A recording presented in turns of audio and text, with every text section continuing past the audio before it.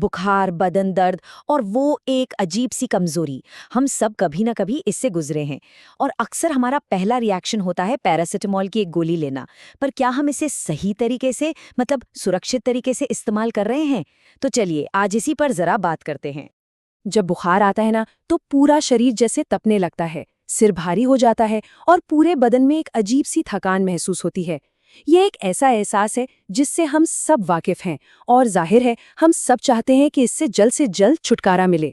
और ऐसी हालत में हम अक्सर एक जाने पहचाने और सुरक्षित समाधान की तरफ ही भागते हैं, और वो है पैरासिटामोल। जी हाँ, पैरासिटामोल। ये एक बहुत ही आम और असरदार दवा है जिसके असल में दो मुख्य काम हैं। एक तो ये शरीर के बढ़े हुए तापमान को नीचे लाती है, मतलब बुखार उतारती है, और दूसरा ये दर्द से भी राहत दिलाती है।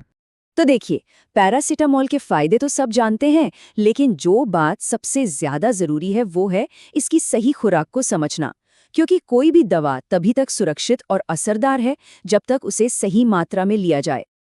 और यहीं पर यह बात समझनी बहुत जरूरी है कि खुराक का एक ही नियम सब पर लागू नहीं होता।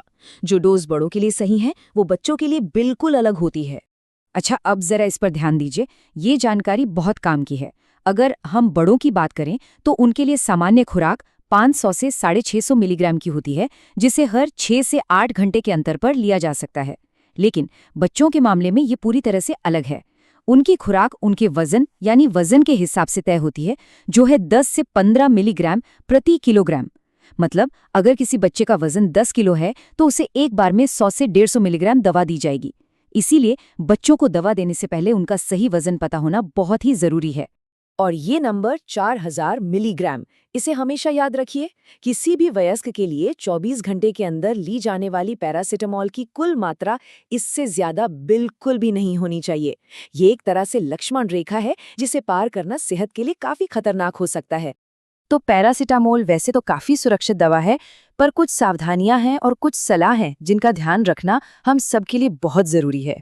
तो सवाल ये है कि डॉक्टर की सलाह कब लेनी चाहिए, खास तौर पर दो स्थितियों में। पहली, अगर किसी को पहले से लिवर से जुड़ी कोई भी समस्या है, और दूसरी, अगर पैरासिटामोल लेने के बाद भी बुखार कुछ दिनों तक नहीं उतर रहा है।